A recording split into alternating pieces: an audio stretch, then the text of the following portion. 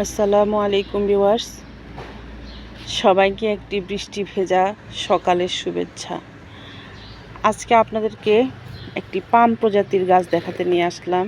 এটা হচ্ছে আমরেলা পাম। পাম প্রজাতির একটি গাছ।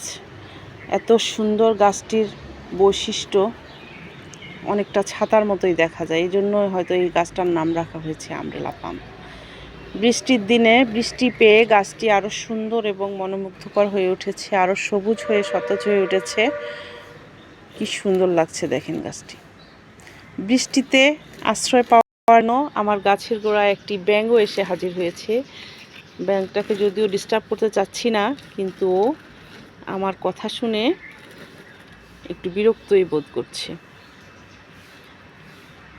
কি সুন্দর দেখেন গাছটা, যে কাউকে মুগ্ধ করবে গাছটার সৌন্দর্য।